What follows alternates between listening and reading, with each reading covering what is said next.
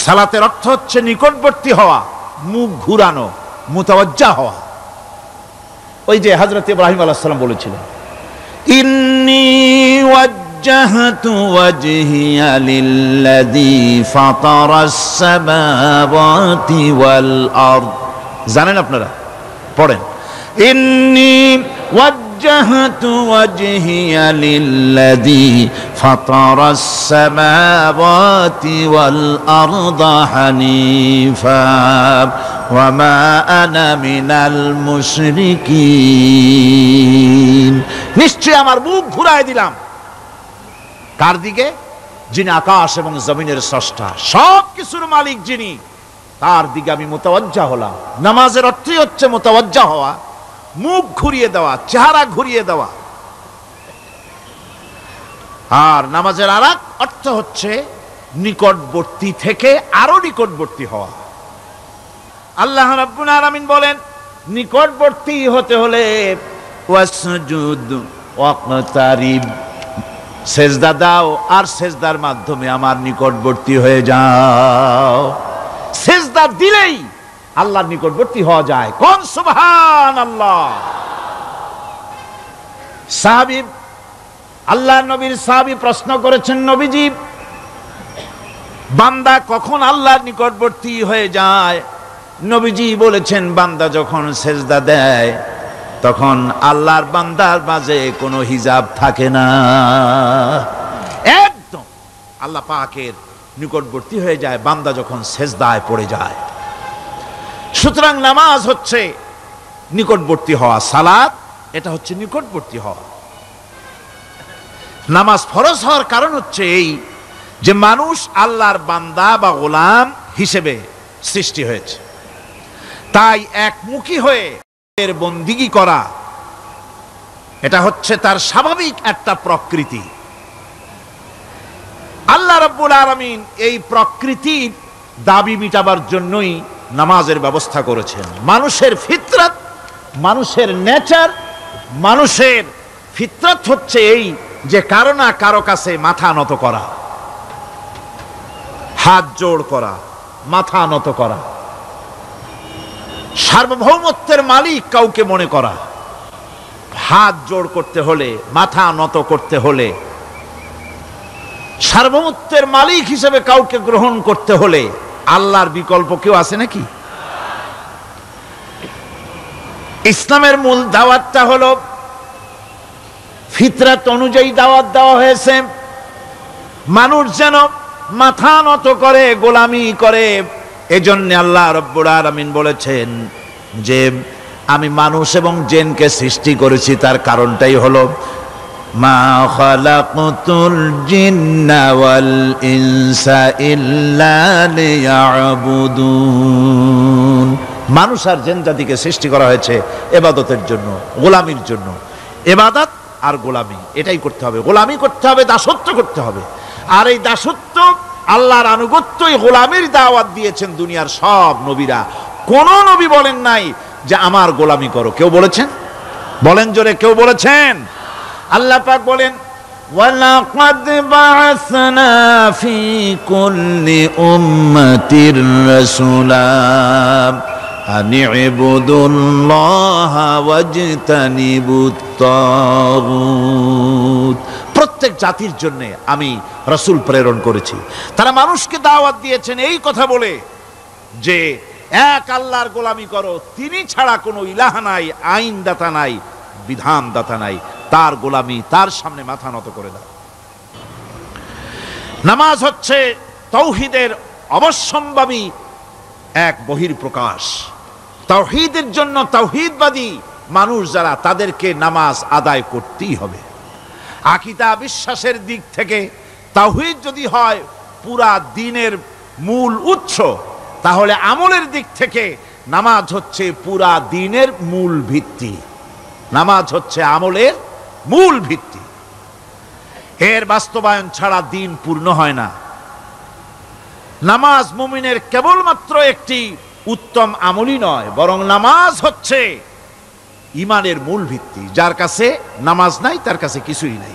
রাসূল করিম সাল্লাল্লাহু আলাইহি ওয়াসাল্লাম বলেছেন, যে নামাজ যে ব্যক্তি পড়ে না, আল্লাহ পাকের সাথে তার কোনো সম্পর্ক বাকি থাকে না।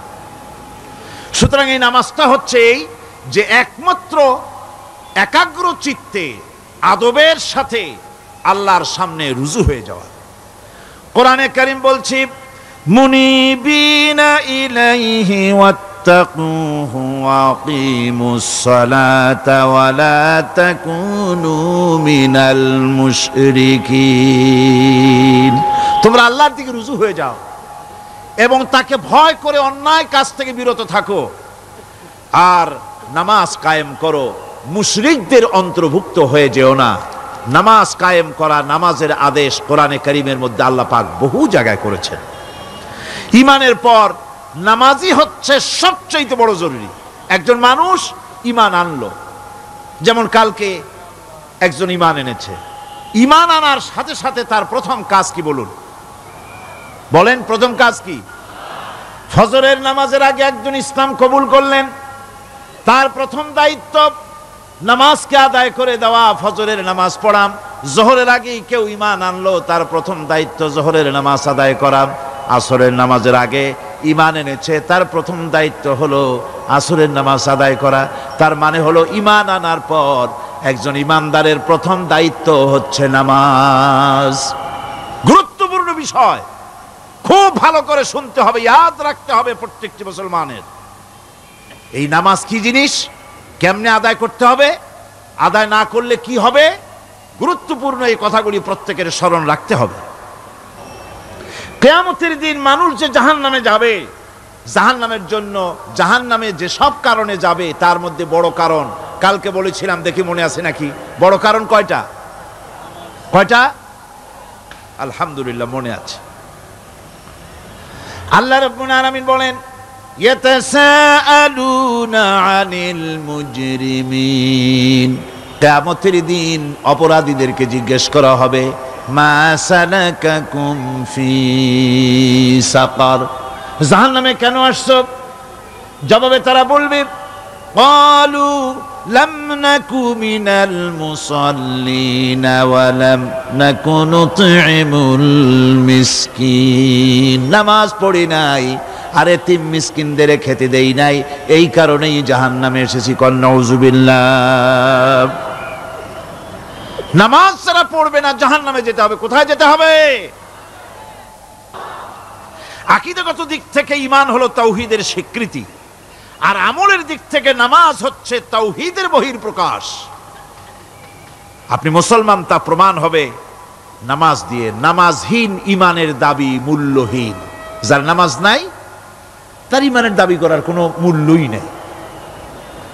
অনেক এরকম কথা বলে, হুজুর আমি মানুষটা নিতান্ত খারাপ না, যাই মনে করেন, গ্রামে রাস্তা বানাইছি, ব্রিজ করে দিয়েছি, কালভার্ট করেছি, এতিম মিসকিনরে তাও মাঝে মধ্যে খাবার দেই, বিধবারে কাপড় চোপড় দেই, মানুষটা আমি নিতান্ত খারাপ না, তবে এই মাঝে মধ্যে একটু নামাজ পড়ি না, তাতে কি আমার ঈমান নষ্ট হয়েছে নাকি? আমি বলি, ভাই ঈমানই তো নাই, নষ্ট হবে কি? ঈমান থাকলে না নষ্ট হবে? ঈমান নাই। সুতরাং একজন মুসলমান যদি নামাজ না পড়ে, নিজেকে মুসলমান বলে দাবি করার কোনো হক তার নাই, দাবি করার অধিকার নাই। নামাজ হচ্ছে জিন্দেগি, নামাজটাই মূলত জিন্দেগি। নামাজটা কি? জিন্দেগি। আল্লাহ রাব্বুল আলামিন শিখাচ্ছেন, কুল ইন্না সালাতি ওয়া নুসুকি ওয়া মাহইয়ায়া ওয়া মামাতি লিল্লাহি রাব্বিল আলামিন। মুহাব্বতের সাথে সবাই পড়েন, কুল ইন্না সালাতি ওয়া নুসুকি ওয়া মাহইয়ায়া ওয়া মামাতি লিল্লাহি রাব্বিল আলামিন। বলো আমার নামাজ, বলো আমার নামাজ, আমার কোরবানি, আমার হায়াত, আমার মত সবকিছুই আল্লাহ রব্বুল আলামিনের জন্য নিবেদিত। আমার বেঁচে থাকা, আমার মরে যাওয়া সব আল্লাহর জন্য। সে আল্লাহ রব্বুল আলামিন, তার জন্য সবকিছু নিবেদিত করতে হবে। আল্লাহ পাকের গোলাম আমাদের বানিয়েছেন, আল্লাহ আমাদের গোলামি করা লাগবে। আর গোলামির নমুনা যাকাত দিয়া, হজ দিয়া, দান দিয়া, সদকা দিয়া, কোন জিনিস দিয়ে নামাজের মতো গোলামির উৎকৃষ্ট প্রমাণ বা নমুনা আর কিছুতে নাই। আমি যে গোলাম তার উৎকৃষ্ট প্রমাণ হচ্ছে নামাজ। নামাজেই একটা মানুষ গোলামির অনুভূতিতে তাকে নিয়ে যায়। বাদশাহ হোক, মন্ত্রী হোক, পীর হোক, মৌলানা হোক, মুহাদ্দিস হোক, বড় লোক হোক, গরিব হোক, পুরুষ হোক, নারী হোক, যেই হোক, নামাজে দাঁড়াইলো, একেবারে কান্ডারে ধরিয়া কানের কাছে হাত দিয়া, হাত দুটো বাঁধিয়া মাথা নিচের দিকে দিয়ে দাঁড়ায় গেল। কিসের মতো? আসামির মতো, গোলামের মতো। সুবহানাল্লাহ। এদিক ওদিক তাকাইতে পারবা না, চোখটা থাকবে সেজদা যেখানে দিবা সেখানে। তাকানো নিষেধ, সেজদার দিকে তাকাও। এরপরে যখন রুকুতে গেলেন, গোলামির নমুনা হয়ে গেল। গোলামের এরকম মাথা নিচু করে থাকতে হয় প্রভুর সামনে। গেলেন, রাজা, বাদশা, বড় লোক, সব অহংকার চূর্ণ হয়ে গেল। নাক আর কপাল দিয়া আমার মাবুদের দরবারে মাথাটা লাগাই দিলাম জমিনের উপরে। সুবহানাল্লাহ। আমি আমার ভাষায় বলি, আমি আমার ভাষায় কথাটা এভাবে বলি, এই জমিনটা যদি কাগজ হয় আর আমার নাকটার কপালটা যদি কলম হয়, তাহলে আমি যে গোলাম দৈনিক 5 বার আমার নাক আর কপাল দিয়া জমিন নামক কাগজের উপরে, দাস খতের উপরে দৈনিক 5 বার নাক আর কপাল দিয়া সই করে দেই, আল্লাহ আমি তোমার গোলাম, আর কারো গোলাম নই, আমি একমাত্র তোমার গোলাম। ঘুমের থেকে উঠে সেজদা দিয়ে বলি, দুপুরের সময় কাজ ফালাইয়া আর একবার বলি, বিকেল আসার আগেই আসরে আর একবার বলি, দিন যখন শেষ হয় আর একবার বলি, রাতে যখন শুতে যাই আর একবার সেজদা দিয়া ঘোষণা করি, মাবুদ আমি তোমার গোলাম। সুবহানাল্লাহ। নামাজ হচ্ছে ইসলামের গণ্ডির মধ্যে প্রবেশের প্রমাণ। কোরআনে কারীম বলছে, ফাইন তাবু ওয়া আকামুস সালাতা ওয়া আতাউজ যাকাতা ফাইখওয়ানুকুম ফিদ্দীন। সূরা তওবা এসেছে, তারা যদি তওবা করে আর নামাজ কায়েম করে, যাকাত যদি আদায় করে, তাহলে এখন তোমাদের সে দ্বীনি ভাই, এখন ভাই হয়ে গেল। একটু আগে ছিল কাফের, মুশরিক, এখন তোমার দ্বীনি ভাই। দ্বীনের গণ্ডির মধ্যে প্রবেশ করা, কলেমা পড়ার সাথে সাথেই নামাজ। নামাজ হচ্ছে দ্বীনের প্রধান গেট, দ্বীনের প্রধান তোরণ। দ্বীনের মধ্যে প্রবেশ করার জন্য এই গেট দিয়ে প্রবেশ করতে হবে। সুতরাং এই নামাজের এতই গুরুত্ব দেওয়া হয়েছে। ইসলাম যদি ক্ষমতায় আসে, আল্লাহ যেন এনে দেন, জোরে কোন আমিন। ইসলাম যদি ক্ষমতায় এসে যায়, রব্বুল আলামিন তাফসিরে মাহফিল, কোরআন সামনে নিয়া আশা করে তোমার দরবারে দোয়া করি, এই বিশাল জনসমুদ্রের দোয়া কবুল করো মাবুদ গো, এই বাংলাদেশকে ইসলামের দেশ বানাইয়া দাও।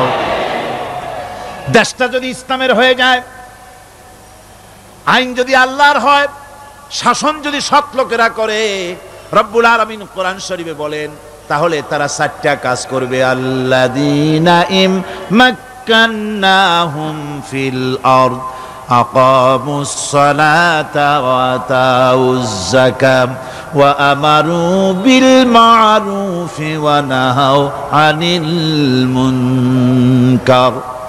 মুমিনরা ক্ষমতা এসে প্রথম যে কাজটা করবে, প্রথমে ক্ষমতা এসেই নামাজ বাধ্যতামূলক করবে। প্রথম কি?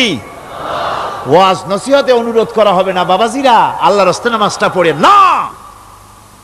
রেডিও এবং টেলিভিশনের মাধ্যমে রাষ্ট্রপ্রধান অর্ডার করে দিবেন, যারা আকেল বালিগ সকলের জন্য নামাজ বাধ্যতামূলক, নামাজ পড়তেই হবে, এটা অর্ডার। বেলা যখন 1টা বেজে যাবে, বেলা যখন 1টা বাজবে, সমস্ত মসজিদে আজান শুরু হয়ে যাবে। আজানের সাথে সাথে অফিস, আদালত, কল কারখানা, ক্ষেত খামার, শিক্ষাঙ্গন সব ডেডলক হয়ে যাবে। আধা ঘন্টার জন্য বন্ধ হয়ে যাবে। যারা মুসলমান অফিসে, কলেজে, ইউনিভার্সিটিতে, সর্বত্র তারা নামাজের জন্য প্রস্তুতি নেবেন। আধা ঘন্টার ভিতরে নামাজ আর খানা সেরে আবার কলেজ চলবে, বিশ্ববিদ্যালয় চলবে, কল চলবে, কারখানা চলবে, ক্যান্টনমেন্ট চলবে, সেক্রেটারিয়েট চলবে, সব আপন গতিতে চলতে থাকবে। আল্লাহর রহমত, বরকত আকাশ ফেরে নাজিল হয়ে যাবে। আর এই অর্ডার যে দেওয়া হবে, নামাজ পড়বেন সেখানে। থানায় যখন আজান হবে, থানায় আজান হয়ে গেছে, থানার স্টাফ, পুলিশ যারা আছে জামাতে খাড়া হয়ে যাবে, ইমামতি করবেন ওসি সাহেব।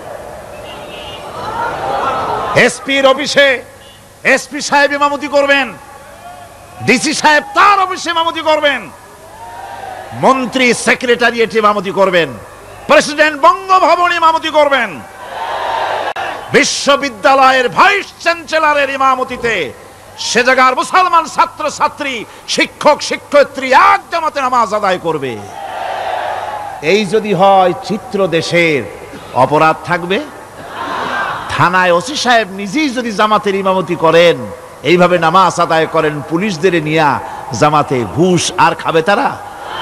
এসপি সাহেবের অফিসে, ডিসি সাহেবের অফিসে মন্ত্রীরা যদি এভাবে নামাজ কায়েম করে, তাহলে কি অন্যায় অপরাধ কিছু থাকবে সমাজে? থাকবে না। সুতরাং নামাজ বাধ্যতামূলক করে দেওয়া হবে। নামাজ বাধ্যতামূলক, সকলকে নামাজ পড়তে হবে। নামাজ হচ্ছে অপকর্মের প্রতিবন্ধক। নামাজ পড়লে অন্যায় কাজ থেকে বাঁচার পথ। অন্যায় থেকে বাঁচাই কিসে? নামাজ। আল্লাহ রাব্বুল আলামিন বলেন, উতলু মা উহিয়া ইলাইকা মিনাল কিতাবি ওয়া কিমিস সালাম ইন্নাস সালাতা তানহা আনিল ফাহশাই ওয়াল মুনকার। হে নবী, এই কিতাব তেলাওয়াত করো, যা তোমার প্রতি অবতীর্ণ করা হয়েছে, এই কিতাব তেলাওয়াত করো আর নামাজকে প্রতিষ্ঠা করো। নিঃসন্দেহে নামাজ মানুষকে পাপাচার থেকে বাঁচায়া দেয়। অশ্লীলতা, পাপাচার থেকে মানুষকে বাঁচায় কে? জোরে চিল্লায় কোন কে? নামাজ। এই নামাজ মানুষকে অন্যায় কাজ থেকে বাঁচায় দেয়। নামাজ যে মানুষকে অন্যায় কাজ থেকে বাঁচায়, কেমনে বাঁচায়? আমরা যে নামাজ পড়ি, এই নামাজে তো আমাদেরকে অন্যায় কাজ থেকে বাঁচাইতে পারে না। নামাজি বহুত মানুষ আছে অন্যায় করে, করে কিনা কোন? না করে না? করে। নামাজি অথচ অন্যায় করে। আর আল্লাহ বলছেন নামাজিকে, নামাজ তাকে অশ্লীলতা থেকে ফিরায়। তাহলে কথা কারটা ঠিক? আল্লাহরটা। জোরে বলেন, কারটা ঠিক? অবশ্যই আমার আল্লাহর কথা হক। আমি ভুল করতেছি, আমি যেন কোথাও ভুল করতেছি, সামথিং ইজ রং, কোথাও যেন আমরা ভুল করে বসতেছি, সেই ভুলটা কি আমরা আবিষ্কার করতে চেষ্টা করবো ইনশাআল্লাহ। প্রথম যে কথাটা সেটা হচ্ছে এই যে আমরা যা নামাজে পড়ি আমরা তা বুঝি না। কথা ঠিক কিনা? আমি যদি এখন প্রশ্ন করি সামি আল্লাহু লিমান হামিদা অর্থ কি কোন? ফার্স্ট ডিভিশনে কয়েকটা লেটার নিয়ে ফেল করবেন এরকম লোক আছেন না নাই? সুবহান রাব্বিয়াল আলা অর্থ কি জানি না, সুবহান রাব্বিয়াল আযীমের অর্থ কি জানি না, দোয়া কুনুত অর্থ কি জানি না, তাশাহুদ অর্থ কি জানি না, সূরা ফাতিহার অর্থ কি জানি না, এমন কি উযুর মধ্যে কয়টা ফরজ তাও অনেকের জানা নাই। কথা কি বেশি বললাম না ঠিক বলছি? একজনে জিজ্ঞেস করলো, মিয়া উযুতে কয় ফরজ? কয় হুজুর কি মনে করেন এটা বুঝি জানি না, এটা তো সাধারণ ব্যাপার, বলেন না কয় ফরজ? কয় উযুতে তো 17 ফরজ। কি কি? কয় হাত ধোয়া, পাও ধোয়া, মুখ ধোয়া, নাক ধোয়া, চোখ ধোয়া, জিহ্বা ধোয়া, মাথা ধোয়া। বলতে বলতে গুনে দেখা গেল প্রায় 19টার মতো বলছে। বলা হলো, মিয়া বললেন আপনি উযুতে ফরজ 17টা, কইলেন আপনি 19টা। কয় হুজুর জানি আরো, বলি না আপনাদের ভয়তে। উযু জানে না, নামাজ জানে না, তাকে এই নামাজ কেমনে ফিরাবে অন্যায় কাজ থেকে? কথা বুঝতে পেরেছেন? নামাজে আল্লাহু আকবার বললাম, এরপরে সানা পড়লাম, তারপরে সূরা ফাতিহা পড়লাম। সূরা ফাতিহার ভিতরে যে সমস্ত কথাগুলি বললাম সেই কথাগুলি বুঝি না, কি বলেছি তাও জানি না। এরপরে সুবহান রাব্বিয়াল আলা বলেছি, সুবহান রাব্বিয়াল আযীম বলেছি, সামি আল্লাহু লিমান হামিদা বলেছি, অর্থ কি জানি না। আল্লাহ তা শুনতে পান, যে ব্যক্তি আল্লাহর প্রশংসা করেন তিনি তা শুনতে পান। নামাজের মধ্যে আইডিয়া দেওয়া হচ্ছে, তুমি যে আল্লাহর জন্য নামাজ পড়তেছো, প্রশংসা করতেছো, এটা এমন নয় যে আল্লাহ পাক দেখছেন না বা শুনতেছেন না। তুমি যা বলতেছো, প্রশংসা করতেছো, আল্লাহ পাক তা শুনতে পাচ্ছেন। সামি আল্লাহু লিমান হামিদা, সুবহান রাব্বিয়াল আলা, আমি মহান সর্বশ্রেষ্ঠ আল্লাহ রাব্বুল আলামিনের পবিত্রতা ঘোষণা করছি, আমি তার প্রশংসা করছি। সূরা ফাতিহার কি আমরা বলি আপনারা ব্যাখ্যা দেখে বুঝে নিয়েন, সেগুলি আমি এখানে বলে বাকি কথা সব শেষ করতে পারবো না। নামাজে কি পড়েন সেটা যদি জানতেন, অবশ্যই আল্লাহ রাব্বুল আলামিনের কথা কার্যকরী হয়ে যেত। ইন্নাস সালাতা তানহা আনিল ফাহশাই ওয়াল মুনকার, নামাজ মানুষকে পাপের কাজ, অশ্লীলতা থেকে ফিরাতে পারে। আল্লাহ ইন্না বসায়ছেন, নিশ্চয়ই, বেশক, অবশ্যই নামাজ পাপ থেকে ফিরাবে। কিন্তু কেমনে ফিরাবে নামাজ তো বুঝি না, নামাজ তো বুঝি না। খালি সেজদা দেয় জনমের মতো, আর সেজদা কি? নামাজে যদি দেখে ইমাম দেরি করতেছে, আত্তাহিয়াত পড়তে দেরি হয়ে যাচ্ছে, পিছন থেকে সিগন্যাল মারে, ঠিক কিনা? বেয়াদব, বেয়াদব। তোমার নামাজ, তোমার আত্তাহিয়াত আগে শেষ হয়েছে, তাতে কি হয়েছে? চুপ করে বসে থাকো। ইমামকে কাশি দিয়া সতর্ক করার অধিকার তোমার নাই। যদি ইমামকে সতর্ক করার জন্য কাশি দিয়ে থাকো, তোমার নামাজ ফাসেদ হয়ে যাবে। এটা ফাজলামি করার জায়গা না, এটা নামাজ। এর নাম কি? ধীরে সুস্থে নামাজ পড়তে হবে। অনেকে মসজিদটারে মনে করে জেলখানা, ঢুকতে যত দেরি, বেরোতে পারলে যেন বাসে যান ছটফট করে। সিনেমার মধ্যে গিয়ে ঘন্টার পর ঘন্টা বসে থাকে, খারাপ লাগে না? মসজিদে কেরাত যদি একটু লম্বা পড়ে, পিছনে বসে খালি কি যে করে, মনে মনে বলতে থাকে যে ইমাম এমন কাঁচা ছাড়া ছাড়ি না। আর গান যখন শোনে, শুনতেই থাকে, কত মজা, ঘুম আসে না। নাউযুবিল্লাহ। সুতরাং নামাজে কি পড়েন সেটা আপনাকে বুঝতে হবে।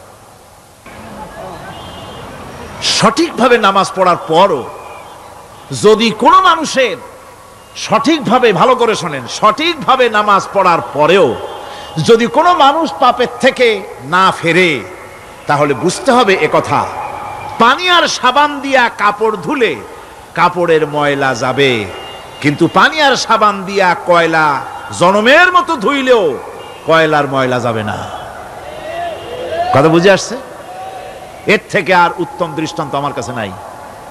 নামাজ পড়ার পরেও যদি চরিত্র ভালো না হয়, বুঝতে হবে নামাজ হচ্ছে না, কাঙ্ক্ষিত মানের নামাজ আদায় হচ্ছে না। আল্লাহর নবী বলেছেন, যার নামাজ পাপ কাজ হতে ফিরাতে পারলো না, তার নামাজ নামাজি নয়। আবার শুনুন, রাসূল বলছেন, যার নামাজ তাকে পাপের কাজ থেকে ফিরাতে পারলো না, তার নামাজ নামাজ নয়। ওইটা নামাজ হয় নাই, যার জন্য তার পাপ থেকে তারে ফিরাইতে পারছে না। আর কিয়ামতের দিন বেনামাজিরা সবচাইতে বেশি অপমানিত হবে। সবচাইতে বেশি অপমানিত হবে কারা? বেনামাজিরা। কিভাবে? ইয়াউমা ইউকশাফু আন সাকিন ওয়া ইউদআউনা ইলাস সুজুদি ফালা ইস্তাতিউন। সেদিন কঠিন সময়, আল্লাহ রাব্বুল আলামিন লোকদেরকে সিজদা করার জন্য বলবেন, কিন্তু যারা বেনামাজি ছিল দুনিয়ায়, তারা সিজদা দিতে পারবে না। বলেন নাউযুবিল্লাহ। অবস্থাটা কি হবে? খাশিআতান আবসারুহুম তারহাকুহুম যিল্লাহ, তাদের দৃষ্টি নিচু হবে, লাঞ্ছনা এবং অপমান তাদের উপরে চেপে বসবে, সেজদা দিতে পারবে না। আল্লাহ আমাদেরকে ক্ষমা করুন। কিয়ামতের দিন হযরত আদম আলাইহিস সালাম থেকে শুরু করে পৃথিবীর সমস্ত মানুষের সামনে আল্লাহ রাব্বুল আলামিন সেজদা করার জন্য অর্ডার করবেন। যারা নাকি বেনামাজি ওরা আল্লাহর দরবারে সেদিন সেজদা দিতে পারবে না, লাঞ্ছিত অপমানিত হবে। যারা কন নাউযুবিল্লাহ।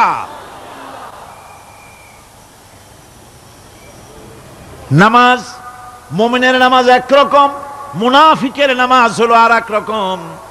মুনাফিকরাও নামাজ পড়ে, পড়ে কিনা কন? মুনাফিকেরাও নামাজ পড়ে। মুনাফিকেরা যখন নামাজ পড়তে যায় আল্লাহ রাব্বুল আলামিন বলতেছেন ওয়া ইযা কামু ইলাস সালাতি কামু কুসালা। মুনাফিকেরা যখন নামাজ পড়তে দাঁড়ায়, নামাজে আসে ঠিক তারা, কিন্তু নামাজের জন্য দাঁড়ায় খুব শৈথিল্যভাবে দাঁড়ায়, কাহিলি সুস্তি, এ জায়গা চুলকায়, পায়জামা ধরে টান দেয়, টুপিটা ঘুরে আয়, এদিক ওদিক তাকায়। মুনাফিকের নামাজ দেখলেই ঠিক পাওয়া যায় যে বেটা মুনাফিক। এইভাবে সে দাঁড়ায়। তার নামাজটা কি জন্য? ইউরাউনান নাসা ওয়া লা ইয়াযকুরুনাল্লাহা ইল্লা কালিলা। তাদের নামাজ হচ্ছে মানুষকে দেখাবার নামাজ। নাউযুবিল্লাহ। এখন দেখবেন এই মৌসুম আসছে, নামাজের মৌসুম, বেনামাজিদের নামাজের মৌসুম। জনসভা হচ্ছে, নির্বাচন আসতেছে, নামাজে রক্ত হয়ে গেছে, তাড়াতাড়ি আজান হয়ে গেল। টুপি না থাকলে রুমাল একটা মাথায় দিল, উজু আছে কি না আছে, আল্লাহু আকবার, যা আছে কপালে হয়ে যাক। মানুষকে দেখাবার জন্য এরা নামাজ পড়ে। এরা আল্লাহর শরণার্থে নামাজ খুব কম লোকই করে। এরা হচ্ছে মুনাফিক। দুনিয়া এবং আখিরাতে কল্যাণের জন্য একমাত্র মাধ্যম হচ্ছে নামাজ। দুনিয়াও যদি কল্যাণ চাই, আখিরাতেও যদি কল্যাণ চাই, তাহলে এর জন্য কি করতে হবে? কি করতে হবে? আমার কথা নয়, আল্লাহ রাব্বুল আলামিনের কথা শুনুন। রব্বুল আলামিন বলেন ক্বাদ আফলাহাল মুমিনুন আল্লাযীনা হুম ফি সালাতিহিম খাশিউন ওয়াল্লাযীনা হুম লিয-যাকাতি ফাঈলুন ওয়াল্লাযীনা হুম লিফুরুজিহিম হাফিজুন। নিশ্চিতভাবে সেই সব মুমিন কল্যাণ লাভ করবে, নিশ্চিতভাবে। তারা হচ্ছে ওই সব লোক যারা নিজেদের নামাজ ভীতি মিশ্রিত বিনয়ভাবে, ভীতি মিশ্রিত অবস্থায় বিনয়ের সাথে যারা নামাজ আদায় করে, যারা বেহুদা কাজ থেকে বিরত থাকে, যারা যাকাতের পন্থায় কর্মতৎপর হয়, আর যারা নিজের লজ্জাস্থানকে হেফাজত করে। এরপরে আল্লাহ পাক বলেন ওয়াল্লাযীনা হুম লিআমানাতিহিম ওয়া আহদিহিম রাউন ওয়াল্লাযীনা আলা সালাওয়াতিহিম ইউহাফিজুন ওয়াল্লাযীনা আলা সালাতিহিম হাফিজুন। আর যারা তাদের আমানতকে পূর্ণ করে, আমানত এবং তাদের ওয়াদা চুক্তি পূর্ণ করে, এবং যারা নিজেদের নামাজ সমূহকে পূর্ণভাবে হক আদায় করে নামাজ পড়ে, নামাজের যারা হেফাজত করে, এরা কারা? এরা হচ্ছে উলাইকা হুমুল ওয়ারিসুন আল্লাযীনা ইয়ারিসুনাল ফিরদাউসা হুম ফিহা খালিদুন। এরা হচ্ছে সেই সব লোক, এরা উত্তরাধিকার হচ্ছে জান্নাতের উত্তরাধিকার, জান্নাতুল ফিরদাউসে আল্লাহ রাব্বুল আলামিন এই গুণ বিশিষ্ট লোকদের জন্য জায়গা করে দিবেন। জোরে কোন সুবহানাল্লাহ। নামাজকে পড়তে বলা হয়নি, কোরআন শরীফে বলা হয়েছে নামাজ কায়েম করো। কি বলা হয়েছে কন্ত দেখি? নামাজ কায়েম করো, নামাজ পড়ো। এই কথা কিন্তু কোরআন শরীফে কোনো জায়গায় আছে নাকি? এখন কায়েম করা কারে বলে? একটা গুরুত্বপূর্ণ আরেকটি বিষয়। নামাজ কায়েম করতে বলা হয়েছে। কায়েম কি? কায়েমটা হচ্ছে দৃষ্টান্ত স্বরূপ বলা যায় যে জিনিসটা সমাজে প্রতিষ্ঠিত আছে ওইটারে বলে কায়েম হওয়া, আর যেটা প্রতিষ্ঠিত নাই ওটা কায়েম নাই। কায়েম মানে হলো প্রতিষ্ঠিত থাকা। যেমন আমাদের দেশে, আমাদের সমাজে নারী পুরুষ শিশু বৃদ্ধ সকলেই কাপড় পরা, শাড়ি পরা, লুঙ্গি পরা, এই কাপড় পরাটা কায়েম আছে, প্রতিষ্ঠিত আছে না নাই? যার কারণে কাপড় পরা সমাজে কায়েম আছে বলে উলঙ্গ মানুষ সমাজে খুঁজে পাওয়া যায় না, পাগল ছাড়া, ঠিক কিনা? একটা বাচ্চাকেও যদি উলঙ্গ হতে বলেন এখানে, 5 বছর 6 বছরের একটা বাচ্চাকেও, সে কিন্তু রাজি হবে না, ঠিক কিনা? যেহেতু কাপড় পরা সমাজে প্রতিষ্ঠিত আছে, সেহেতু উলঙ্গ মানুষ পাওয়া যায় না, কাপড় পরাটাই এখানে প্রতিষ্ঠিত। সুতরাং এখন অবস্থাটা এই হয়েছে, কাপড় পরা প্রতিষ্ঠিত আছে বলে কোন উলঙ্গ মানুষ এসে যদি এই মঞ্চে দাঁড়ায় আর বলে আমাকে একটু বক্তৃতা করতে দেন, আপনারা কি করবেন? মঞ্চে তো উঠতেই দিবেন না। উলঙ্গ মানুষ যদি কোনো চাকরি নিতে যায় ইন্টারভিউতে, তাকে লাইনে দাঁড়াইতে দেবে? দেবে না। এমন কি উলঙ্গ হয়ে যদি বাড়িতে প্রবেশ করে, তার বউ দূর দূর করে তাড়ায় দেবে, ঠিক কিনা? যেহেতু সমাজের ভিতরে কাপড় প্রতিষ্ঠিত আছে, সেই জন্য এই উলঙ্গ মানুষ পাওয়া যায় না। অনুরূপ ভাবে নামাজ যদি প্রতিষ্ঠিত হতো সমাজের ভিতরে, তাহলে বেনামাজি খুঁজে পাওয়া যেত না। চাকরি করতে গেলে সেখানে নামাজ মানদণ্ড হয়ে যেত, নামাজ পড়ে কিনা তা দেখে নেওয়া হতো, বেনামাজি লোক পাওয়াই যেত না যদি প্রতিষ্ঠিত থাকতো। প্রথম প্রশ্নই হতো তুমি নামাজ পড়ো কিনা। ইলেকশনে যদি একজন উলঙ্গ মানুষ এসে দাঁড়ায়, ভাইরা এবার আমার বোতল মার্কা বাক্স, উলঙ্গ মানুষ এসে ভোটে দাঁড়াইছে, আপনারা ভোট দিবেন? দিবেন। ওইটা কাপড় প্রতিষ্ঠিত আছে বলে, লুঙ্গি প্রতিষ্ঠিত সমাজে আছে বলে উলঙ্গ মানুষকে আপনি ভোট দিবেন না। নামাজ যদি প্রতিষ্ঠিত থাকতো সমাজে, বেনামাজি মানুষ যদি এসে মঞ্চে দাঁড়ায়া যতই বলতো আমি ক্ষমতায় গেলে এই করব সেই করব, নামাজ প্রতিষ্ঠিত থাকলে পরে এই বেনামাজিরে কেউ ভোট দিত না। নামাজ যদি প্রতিষ্ঠিত থাকতো, তাহলে অফিসের অফিসার তো দূরের কথা, বেনামাজি অফিসের ঝাড়ুদারের চাকরিও তার কিসমতে জুটতো না, যদি নামাজ প্রতিষ্ঠিত থাকতো। এর নাম হলো নামাজ কায়েম হওয়া।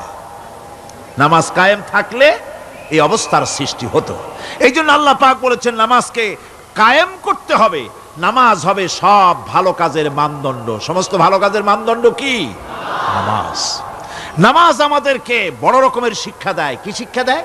নামাজ আমাদের শিখায় ঐক্য আর ভ্রাতৃত্ব, ভ্রাতৃত্বের আর ঐক্যের শিক্ষা দেয়। এক নেতার আনুগত্য করা শিখায়। জামাত যত বড় হোক, ইমাম হবে কয়জন? একজন ইমাম হবে। আর এই ইমাম মানে কি? নেতা। ইমাম মানে কি? নেতা নির্বাচন শিখায় নামাজে। নেতা নির্বাচন কে শিখায়? নামাজ শিখায়। বোঝেন খুব ভালো করে। কিভাবে? মনে করুন চট্টগ্রাম শাহী মসজিদে ইমাম প্রয়োজন। এখন সেই ইমাম নেওয়ার জন্য ইন্টারভিউ কল করা হলো, বিজ্ঞাপন দেওয়া হলো পত্রিকায়। অনেক আলেম আসলেন। ইন্টারভিউ বোর্ডে যারা বসলেন, তারা ইন্টারভিউটা কিভাবে নেবেন? যার মাথার চুল লম্বা বেশি তার ইমামতি দেওয়া হবে, যার লুঙ্গিটা পায়ের গিরার তলে তারে দেওয়া হবে, যার মোষটা মুখের মধ্যে গিয়া ঢুকছে, হাসি দিলে বুঝাই যায় না হাসে না কান্দে, তারে দিবে। দাড়িগুলা কামাইছে তারে দেবে। সিগারেট খায়, বা অবশ্য চট্টগ্রাম আর সিলেটে সিগারেটের ফতোয়া ভিন্ন রকম। বরিশালে আমি যেখানে জন্মগ্রহণ করেছি, আমার এলাকায় কোনো আলেম যদি সিগারেট খায়, মসজিদের ইমাম তো ভালো, মসজিদ ঝাড়ু দিতেও ঢুকতে দেবে না মসজিদে। এটা এই এলাকার এক রকমের কায়দা। আমি এটার ব্যাপারে কথা নাইবে বললাম। তো আপনারা খুঁজে দেখবেন সে সিনেমা দেখে নাকি, মিথ্যা কথা বলে নাকি, বউ পর্দায় থাকে নাকি। এগুলি মাইক্রোস্কোপ যন্ত্র দিয়ে ইমামের মাথা থেকে পা পর্যন্ত দেখবেন কিনা কন? আচ্ছা এবার কন তো দেখি, এই ইমাম সাহেব ইমামতি করবে কতজন লোকের? 500, 1000। শাহী মসজিদে ধরেন 5000 লোক হইল। 5000 লোক, 5000 লোকের ইমাম নির্বাচনের সময় পা থেকে শুরু করে মাথা পর্যন্ত দেখেন, এমনকি বউ পর্যন্ত। বৌমনি আনিয়ে দেখেন না, পর্দায় থাকি কিনা এইটা আপনারা দেখেন, ঠিক কিনা? এ খবরটা নেন। 5,000 লোকের একটা ইমাম বানাতে গিয়ে মাইক্রোস্কোপ যন্ত্র দিয়ে দেখেন মোষ কেমন, দাড়ি কেমন, চুল কেমন, পাও কেমন, হাত কেমন, হাতে নখ লম্বা কিনা, দাঁতে ছাতা কিনা, বউ পর্দায় থাকে কিনা, মিথ্যা কথা কয় কিনা, এত দেখেন। আর যখন নির্বাচন আসে তখন 2.5 থেকে 3 লক্ষ মানুষের জন্য একজন এমপি নির্বাচিত হয়। সেই ইমামকে বাছাই করার জন্য নামাজ পড়ে কিনা, জিনাকার কিনা, মদখোর কিনা, সুদখোর কিনা, ঘুষখোর কিনা, বদমাশ কিনা বাছাই করা হয় না।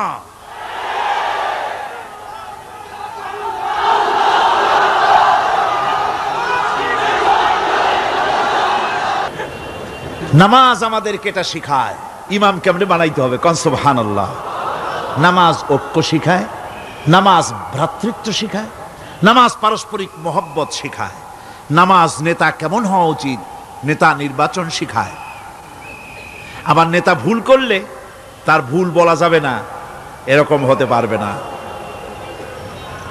নামাজের ভিতরে ইমাম যদি ভুল করলেন, আপনি লোকমা দিবেন, সুবহানাল্লাহ, আল্লাহু আকবার বলবেন। যদি তিনি সংশোধন না হলেন আবার দেন, তাতেও সংশোধন হলো না আবার দেন। 3 বার লোকমা দেওয়ার পর যদি ভুল সংশোধন না করে নামাজ ছেড়ে দেন, ইমামকে বের করে দেন, নতুন ইমাম নিয়োগ করেন। যারা ক্ষমতায় যাবে,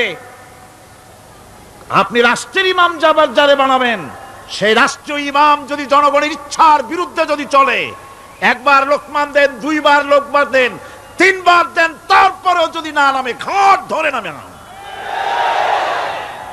নামাজ আপনাকে নেতা নির্বাচন, নেতাকে প্রতিষ্ঠিত রাখা, নেতার আনুগত্য আপনাকে শেখায়। নামাজ লাইন সোজা করে দাঁড়াতে হবে। লাইন যদি বাঁকা করেন, আপনার কলজেটা ওরকম বাঁকা হয়ে যাবে। নাউযুবিল্লাহ।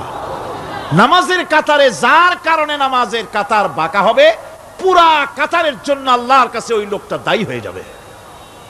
নামাজ শৃঙ্খলা শিখায়। সুবহানাল্লাহ কইতে ইচ্ছা করে না? নামাজ শৃঙ্খলা শিখায়, শৃঙ্খলা বোধ শিখায়, সোজা হয়ে দাঁড়ায়। তারপরে ঐক্য এবং মহব্বত শিখায়। নামাজের ভিতরে যখন দাঁড়ায় গেলেন, আমির দাঁড়ালো, ফকির দাঁড়ালো, মন্ত্রী দাঁড়ালো, তার ড্রাইভারও দাঁড়ায় গেল, একই কাতারে দাঁড়ায় গেছে। নামাজ পড়তে গিয়ে ড্রাইভারের পাও গিয়ে লেগেছে মন্ত্রীর গায়ে।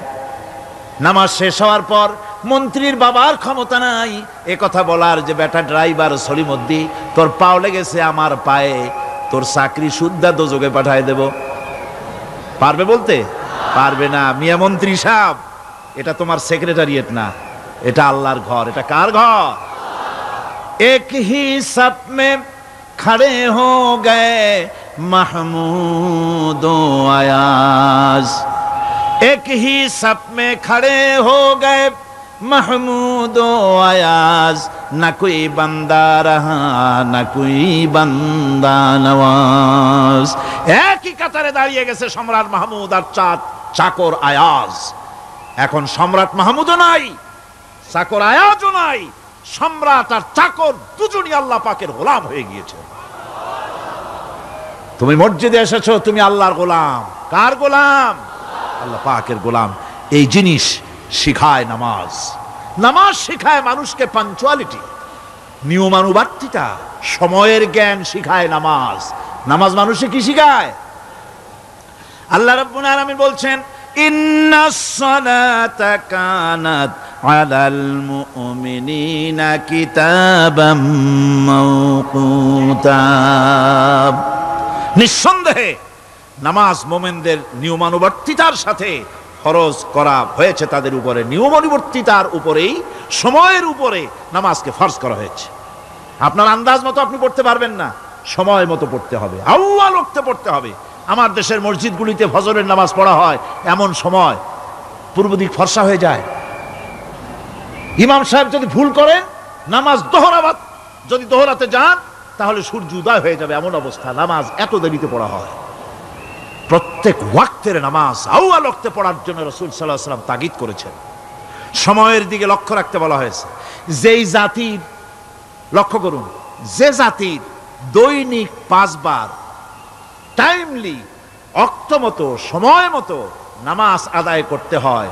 দুর্ভাগ্যজনক সত্য, সেই জাতির কাছে সময়ের কোনো দাম নাই, সময়ের দাম নাই। 9টার গাড়ি কয়টায় আসবে? 9টার গাড়ি কয়টায় আসবে? একদিন দেখা গেল সত্যি 9টার সময় এসে গেছে। যাত্রীরা বলছে মাশাআল্লাহ, অন্তত একটা দিন তো 9টার সময় আসলো। স্টেশন মাস্টার বলছে না, খুশি হওয়ার কারণ নাই, আজকের না, এটা গতকালকেরটা। আমার আমেরিকার সফরের সময়, যে বাড়িতে আমি আমেরিকায় থাকি, কুইন্স এলাকায়, নিউ ইয়র্ক সিটিতে, সে বাড়িওয়ালা চাকরি করে।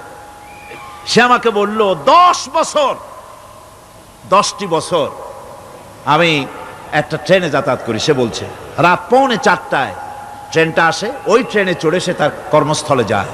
বলল 10টা বছর আমি এখানে আছি, 10 বছরের ভিতরে এই ট্রেনটা 1 মিনিটের জন্য এদিক ওদিক করলো না, ঠিক 3:45 এসে হাজির হয়ে গেছে।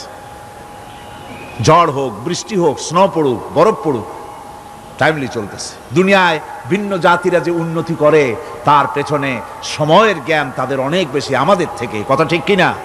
আমাদের সময়ের জ্ঞান নাই, সময়ের কোনো মূল্য আমরা দেই না। 2টার সময় মিটিং হবে, মন্ত্রী সাহেব আসেন 5টার সময়, ঠিক কিনা? বক্তৃতার জন্য সময় দেওয়া হয়েছে 20 মিনিট, নাহমাদু ওয়া নুসাল্লি আলা কইয়া সুর দিয়া 35 মিনিট গেছে নাহমাদু কইতে কইতে। সময় 20 মিনিট, তা তার মনেই নেই। এই যে সময়ের জ্ঞান নাই, এটা ব্যর্থতা। নামাজ মানুষকে সময়ের জ্ঞান শিখায়, কোন আলহামদুলিল্লাহ। এই সময়ের জ্ঞান আমাদেরকে শিখতে হবে। এবার আমি আপনাদের সামনে বলতে চাই, আল্লাহর নবী জনাবে মুহাম্মদ রাসূলুল্লাহ সাল্লাল্লাহু আলাইহি ওয়াসাল্লাম নামাজের ব্যাপারে কি বলছেন। এতক্ষণ তো আল্লাহর কথা শোনালাম, কার কথা শোনাইছে? আমার আল্লাহর নবী বলেন, নবীকে প্রশ্ন করা হলো, ইয়া রাসূলুল্লাহ আইয়ু শাইইন আহাব্বু ইনদাল্লাহি ফিল ইসলাম, ইসলামের মধ্যে আল্লাহর কাছে কোন জিনিসটা বেশি প্রিয়? আল্লাহর কাছে ইসলামের কোন জিনিসটা বেশি প্রিয়? হুজুর বললেন আস-সালাতু লিওয়াক্তিহা, মান তারাকা সালাতান ফালা দীন লাহু ওয়াস-সালাতু ইমাদুদ্দিন। আল্লাহর কাছে সবচাইতে বেশি প্রিয় হচ্ছে নামাজ। সবচাইতে প্রিয় কি? নামাজ। ওয়াক্ত মতো নামাজ আদায় করা আল্লাহ পাকের বেশি প্রিয়। আর এই নামাজ হচ্ছে দ্বীনের খুঁটি। এটা দ্বীনের কি? খুঁটি। এই যে খুঁটিগুলো আছে, খুঁটিগুলো ফালাই দিলে তারপর আপনার এই প্যান্ডেল থাকবে? থাকবে না। বিল্ডিং এর পিলার ভেঙে দেন, বিল্ডিং টিকবে? ঘরের খুঁটিগুলি উড়ায় ফেলেন, ঘর টিকবে? টিকবে না। দ্বীনের খুঁটি হচ্ছে নামাজ। লা দীনা লিমান লা সালাতা লাহু, যার কাছে দ্বীন নাই, যার কাছে নামাজ নাই, তার কাছে কি নাই? দ্বীন নাই, ঈমান নাই। আল্লাহর নবী বলেছেন, ওয়ান জাবির রাদিয়াল্লাহু তাআলা আনহু قال قال رسول الله صلى الله عليه وسلم بين العبد وبين الكفر ترك الصلاة। আল্লাহ পাকের নবী বলেন, আল্লাহর বান্দার মুমিন, আল্লাহর বান্দার কাফের, দুইজনের মধ্যে পার্থক্য হলো, যে ব্যক্তি নামাজ পড়ে সে আল্লাহর গোলাম, যে নামাজ পড়ে না সে কাফের হয়ে গেল। যে নামাজ পড়লো না সে কাফের হয়ে গেল। মান তারাকা সালাতান মুতাআম্মিদান ফাকাদ কাফারা, যে ব্যক্তি ইচ্ছে করে নামাজ ছেড়ে দিল সে কাফের হয়ে গেল। বলেন নাউযুবিল্লাহি মিন যালিক। এই জন্য নামাজ আদায় করা বাধ্যতামূলক প্রত্যেকটি মুসলমানের জন্য। রাসূল করিম সাল্লাল্লাহু আলাইহি সাল্লাম একটা দৃষ্টান্ত দিয়েছেন, কারো বাড়ির সামনে যদি একটা নাহার থাকে, একটা পুকুর থাকে, একটা খাল থাকে প্রবাহিত, এতে যদি ওই বাড়িওয়ালা দৈনিক 5 বার গোসল করে, তাহলে তার গায়ে কি কোনো ময়লা থাকে? হুজুর, সাহাবীরা বললেন না হুজুর, থাকে না। হুজুর বললেন এটাই হলো নামাজের দৃষ্টান্ত। 5 ওয়াক্ত নামাজ যে আদায় করবে, সেই গুনাহ থেকে আল্লাহ পাক তাকে পবিত্র করে দিবেন। সুবহানাল্লাহি ওয়া বিহামদিহি। আমার ভাইয়েরা,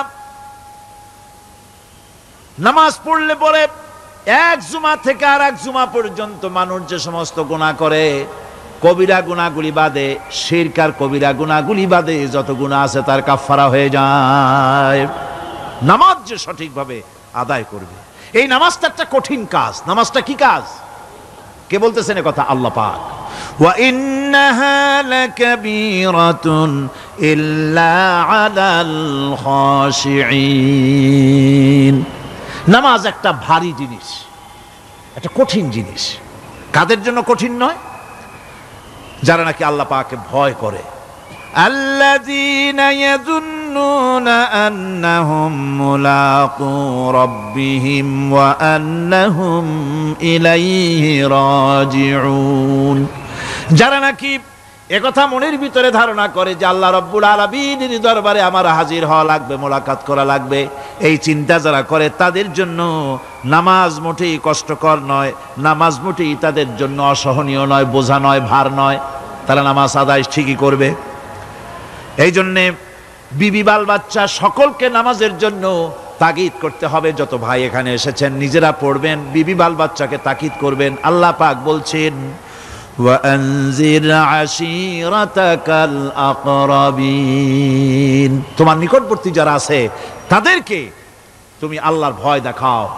নামাজের জন্য তাদেরকে বলো, আল্লাহর ভয় তাদের অন্তঃকরণের মধ্যে সৃষ্টি করে দাও। আর এই নামাজ পড়তে হবে জামাতের সাথে।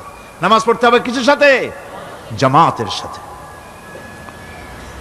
রাসূল করিম সাল্লাল্লাহু আলাইহি ওয়াসাল্লাম বলছেন, হুজুরের কাছে, আল্লাহর নবীর কাছে হযরতে আবু হুরায়রা রাদিয়াল্লাহু তাআলা আনহু হাদিসটি বর্ণনা করেছেন। হুজুরের কাছে একজন অন্ধ লোক এলো। সেই অন্ধ লোক এসে বললেন, হুজুর আমি তো চোখে দেখি না, জামাতের যে গুরুত্বের কথা আপনি বললেন, আমাকে কি রুখসত দেওয়া যায় নাকি? আমি অনেক সময় সাথী সঙ্গী পাই না, আমাকে কি রুখসত দেওয়া যায় নাকি? হুজুর বললেন, হ্যাঁ তোমাকে রুখসত দেওয়া গেল। অন্ধ যখন হেঁটে যাচ্ছিলেন, নবীজি তাকে আবার ডাকলেন, ডেকে জিজ্ঞেস করলেন, অন্ধ নামাজের মসজিদের আজান কি তোমার কানে যায়? বলে, হ্যাঁ আমি আজান শুনি। হুজুর বললেন, আজানের জবাব দিবা, মসজিদে এসে জামাতে নামাজ পড়বা। একজন অন্ধকে রুখসত দেওয়া হয় নাই। মসজিদে আজান শোনার পর ঘরে বসে যদি নামাজ আদায় করেন, নামাজের হক আদায় হবে না। হুজুর সাল্লাল্লাহু আলাইহি ওয়াসাল্লাম বলেছেন, মসজিদে আজান হওয়ার পর যে ব্যক্তি ঘরে বসে নামাজ পড়ে, আমার ইচ্ছা হয় ঘরটা আগুন দিয়ে জ্বালায় দেই। কে বলতেছেন? রাহমাতুল লিল আলামিন বলতেছেন। রাহমাতুল লিল আলামিন বলতেছেন। ঘরের মধ্যে যদি মেয়ে লোক আর বাচ্চারা যদি না থাকতো, তাহলে আমার ইচ্ছা হয় আমি বলি আগুন দিয়ে ঘরটারে জ্বালায় দাও। এই ঘরের মহব্বতেই তো সে বাইর হয় না। নামাজের এত বড় গুরুত্ব দেওয়া হয়েছে। আমার বন্ধুগণ, এই নামাজের জামাতি আল্লাহর নবী জীবনের শেষ নামাজ জামাতে আদায় করেছেন। জীবনের শেষ নামাজটাও জামাতে আদায় করলেন। তখন তার এমন অবস্থা, এত অসুস্থ, দাঁড়াতে পারেন না, হাঁটতে পারেন না। দুইজন সাহাবীর কাঁধের উপরে ভর করে তারপরে বহু কষ্ট করে মসজিদে গিয়ে নামাজ আদায় করেছেন। খুতবা দিয়েছেন। বললেন, খুতবা দিতে গিয়ে বললেন, আজ থেকে মসজিদে নববীর চতুর্দিকের সকলের দরজা বন্ধ হয়ে যাবে, শুধু আবু বকরের দরজাটা খোলা থাকবে। আল্লাহর নবী বললেন, আল্লাহ রাব্বুল আলামিন এই পৃথিবীতে তার এক বান্দাকে জাগতিক সব সম্পদ দিতে চেয়েছিলেন, কিন্তু সে বান্দা সব জাগতিক সম্পদকে উপেক্ষা করে মাবুদের সঙ্গে দেখা করা বেশি জরুরি, বেশি পছন্দ মনে করেছেন। এতটুকুন কথা নবীজি বললেন, কেউ কিছু বুঝলো না। হযরতে আবু বকর রাদিয়াল্লাহু তাআলা আনহু হুজুরের এই কথা শুনে কাঁদতে কাঁদতে তিনি অস্থির হয়ে যাচ্ছেন।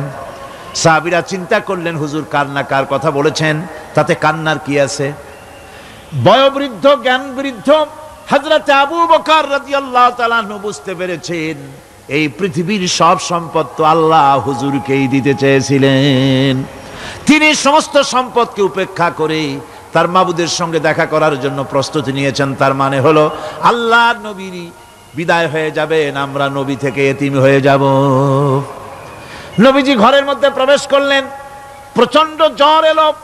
এই প্রচন্ড জ্বর নিয়ে তিনি শুয়ে আছেন, কখনো বেহুশ কখনো হুশ। এর মধ্যে এশার আজান হয়ে গেল। সাহাবীরা বহুক্ষণ অপেক্ষা করে হযরত আবু বকরের ইমামতিতে নামাজ শুরু করলেন। হুজুরের হুশ এলো। প্রশ্ন করলেন, আয়েশা রে, এখন কোন সময়?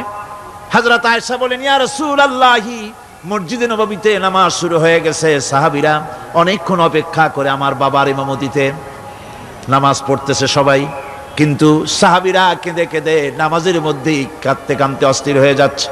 তাদের মনের ধারণা হয়েছে নবীজির পেছনে নামাজ পড়ার কিসমত থেকে তারা মাহরুম হয়ে গেল। নবীজি বলেন, আয়েশা দরজা খুলে দাও আর আমার মাথাটা একটু উঁচু করে ধরো, আমি একটু নামাজের দৃশ্যটা দেখি। দরজা খুলে দেওয়া হলো, নবীজির মাথা উঁচু করে ধরা হলো। নামাজের জামাতের দৃশ্য দেখে নবীজি আবার শুয়ে পড়লেন। হযরতে মা আয়েশা লক্ষ্য করে দেখেন নবীজির দুই চোখের কোণা দিয়া পানি পড়তেছে। মা আয়েশা জিজ্ঞেস করেন, ইয়া রাসূলুল্লাহ, হে নামাজের দৃশ্য দেখে চোখে কেন পানি এলো? হুজুর বলেন, আয়েশা রে, এটা কোনো দুঃখের পানি নয়, এটা তৃপ্তির পানি। এই যে জামাত নামাজ পড়তেছে লোকেরা, এই জামাত কায়েমের জন্য তায়েফের ময়দানে অনেক রক্ত আমার ঝরেছে।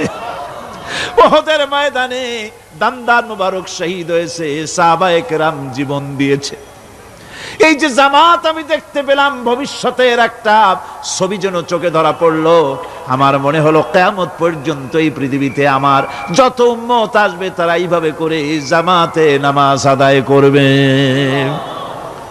নবীজির মাথার কাছে মালাকুল মউত যখন এসে গেছেন, আমার ভাইরা, এই পৃথিবীতে যত নবীরা এসেছিলেন মৃত্যুর সময় সমস্ত নবীরা শেষ কথা যেটা বলেছেন, হাদিস, সমস্ত নবীরা উম্মতের জন্য মৃত্যুর মুহূর্তে শেষ কথা যেটা বলেছেন সেটা হলো আসসালাত, আসসালাত, নামাজ, নামাজ। আমার নবী যখন বিদায় হয়ে যান, বিদায় মুহূর্তে মেয়ের কথা বললেন না, কলিজার টুকরা নাতির কথা বললেন না, জামাইয়ের কথা বললেন না, স্ত্রীর কথা বললেন না, মৃত্যুর সময় শেষ কথা বললেন আসসালাত, আসসালাত ওয়া মা মালাকাত আইমানুকুম, নামাজ, নামাজ, আমার উম্মতেরা নামাজ, আমার উম্মতেরা নামাজ ছেড়ে দিও না, নামাজ। যেই নবী উম্মতের জন্য এত কাঁদলেন, নামাজের জন্য এত কথা বলে গেলেন, আল্লাহ রাব্বুল আলামিন নামাজের জন্য এত নির্দেশ করলেন, নবীজি ইন্তেকালের সময় নামাজের কথা বলে দিলেন, সেই মুসলমান আজ নামাজ আদায় করে না, নামাজ পড়ে তো নামাজ শুদ্ধ হয় না। হযরতে হুযায়ফা রাদিয়াল্লাহু তাআলা আনহু তিনি একবার ইয়েমেন সফর করেছিলেন, এক মসজিদে নামাজ পড়লেন, একজনকে তিনি নামাজ পড়তে দেখলেন, নামাজ পড়তে দেখে তিনি অপেক্ষা করলেন, লোকটার নামাজ হয়ে যাওয়ার পর তিনি প্রশ্ন করলেন, আল্লাহর বান্দা, তুমি কতদিন এরকমের নামাজ পড়তেছ? তিনি বললেন, প্রায় 40 বছর তো হবে আমি এরকম নামাজ পড়তেছি। হযরতে হুযায়ফা বলেন, তুমি কি আমারে চেনো? কয়, না, চিনি না। হযরত হুযায়ফা বললেন, আল্লাহর বান্দা শোনো, আমি হচ্ছি আল্লাহর নবী মুহাম্মদুর রাসূলুল্লাহ সাল্লাল্লাহু আলাইহি সাল্লামের সাহাবী হুযায়ফা। ও আল্লাহর বান্দা, তুমি যেভাবে নামাজ পড়েছো এই রকম যদি 40 বছর নামাজ পড়ে থাকো, আল্লাহর কসম করে বলি, নবীজি যে নামাজ শিখাইছেন তোমার সে নামাজ হয় নাই, রাসূলুল্লাহর নামাজ হয় নাই। নামাজ পড়লেই হবে না, রাসূলুল্লাহ বলেছেন, সাল্লু কামা রাআইতুমুনি উসাল্লি, নামাজ পড়ো সেইভাবে যেভাবে আমারে পড়তে দেখো। বিশ্বাস করুন ভাইরা, নামাজ যদি না হয়, হরতাল করিয়া, মিছিল করিয়া, বিক্ষোভ করিয়া, যে কোনো আন্দোলন করে ইসলামকে বিজয়ী করা যাবে না যতক্ষণ পর্যন্ত নামাজ সহি না হবে। নামাজ হচ্ছে ফাউন্ডেশন, নামাজ নাই কিচ্ছু নাই। ঠুকঠাক করে দুইটা সেজদা দিয়ে উঠে যাবেন, আপনার ইসলামী আন্দোলনের 4 পয়সার দাম নাই।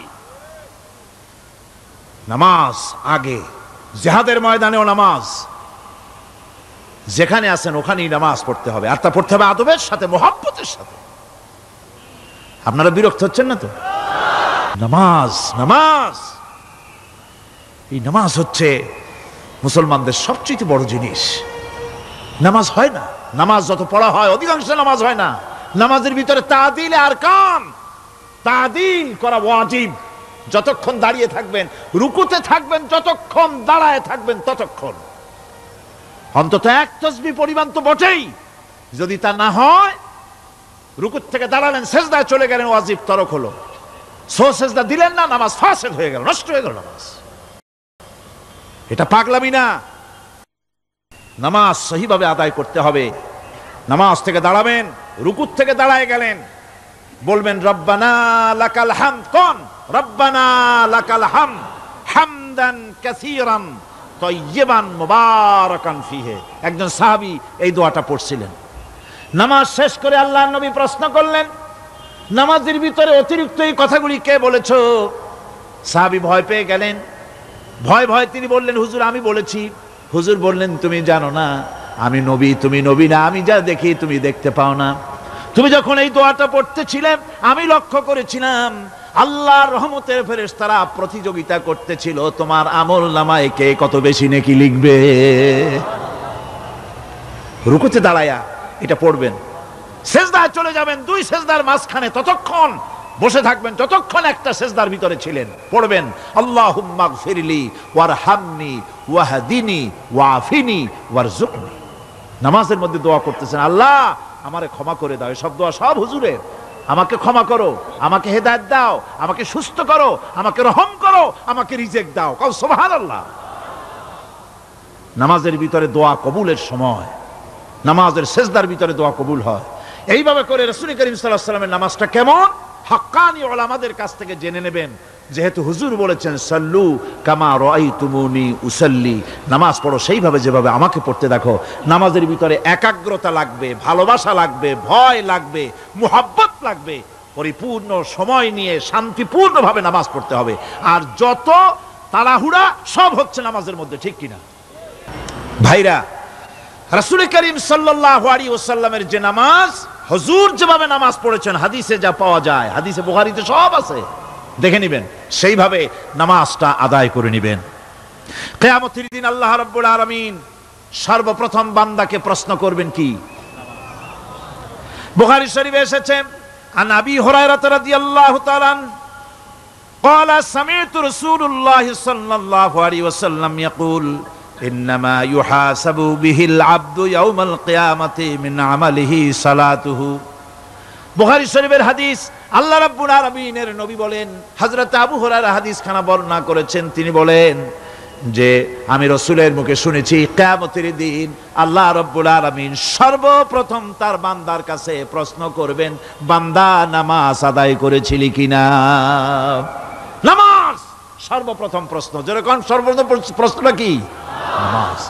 এই নামাজ আপনার বাচ্চাদেরকে যখন 7 বছর বয়স হবে নামাজের হুকুম করবেন। 10 বছরে নামাজ না পড়লে প্রহার করতে বলা হয়েছে। নামাজের জন্য কড়াকড়ি করতে হবে। পুরুষ নারী মেয়েদের মাসের ভিতরে কখনো কখনো তাদের যে সমস্ত মাসলা মাসাইল আছে সেই অনুযায়ী কখনো তাদের ক্ষমা আছে, বাকি তাদের নামাজ পড়তে হবে। আর পুরুষের জন্য পাগল হয়ে যাওয়া, বেহুশ হয়ে যাওয়া ছাড়া নামাজ মাপ নাই, নামাজ পড়তেই হবে। এই যে নামাজ, যে নামাজ না হলে ঈমান থাকবে না, ঈমান নষ্ট হবে, কিয়ামতে জাহান্নামে যাওয়া লাগবে, এসব কথা শোনার পর আজকের তাফসীরুল কোরআন মাহফিলে আমরা কি ওয়াদা করতে পারি যে আমরা মালাকুল মউত যতক্ষণ পর্যন্ত আমাদের মাথার কাছে না আসবে নামাজ ছেড়ে দেব না? এই ওয়াদা কি করতে পারি? দুই হাত উঁচু করুন, বলেন ইয়া আল্লাহ, আমি তোমার নামে শপথ করছি যতদিন মালাকুল মউত আমার মাথার কাছে না আসতেছে ততদিন পর্যন্ত ফরজ নামাজ, ফরজ রোজা ছেড়ে দেব না। ইয়া আল্লাহ, মৃত্যু পর্যন্ত আমার এই ওয়াদা পালনের তৌফিক আমাকে দান করো, আমিন।